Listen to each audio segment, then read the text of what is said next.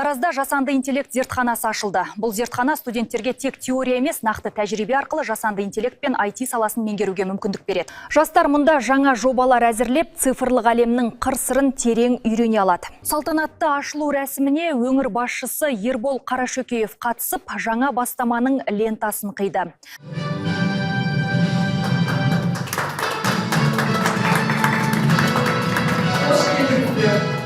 Цифрландыру және жасанды интеллект жылы аясында іске қосылған орталық Жамбыл политехникалық жоғары колледжі базасында жұмысын бастады.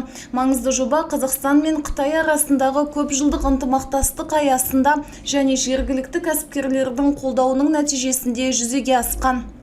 Our business here is education service. Жасанды интеллектті білім беру саласында қолдану білім алушыларға көптеген мүмкіндік береді. Жасанды интеллект әрбір оқушы мен студентке білім беру бағдарламасын жеке бейімдей алады. Заманауи зертхананың ашылуы өңірдегі техникалық және кәсіптік білім беру жүйесін материалдық техникалық базасын нығайтып, оқу орындары арасындағы академиялық ынтымақтастықтың көкжиегін кеңейтуге жол ашады.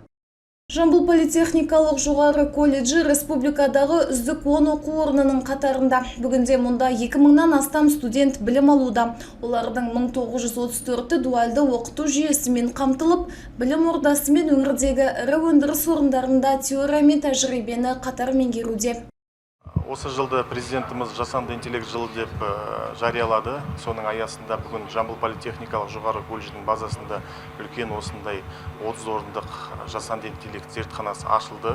Бүгін облыс әкімі Ербол Шырақбайұлы келіп лентасын қиды. Өте тамаша мүмкіндік біздің оқытушыларымызға және студенттерімізге соңғы үлгіде компьютерлармен пайдаланып, өздерінің жұмыстарына жасанды интеллектті пайдалануға үлкен мүмкіндік беріп жатыр.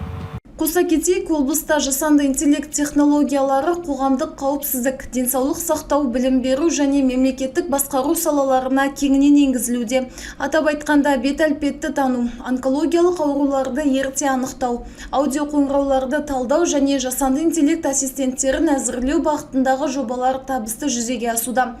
Бұдан бөлек жасанды интеллект және ақпараттық технологиялар мамандарын даярлау жұмыстары жүйелі түрде жолға қойылып, жоғары оқу орындарымен бірлескен цифрлық кадр даярлау және IT түлектерін жұмыспен қамту тетіктері күшейтілуде.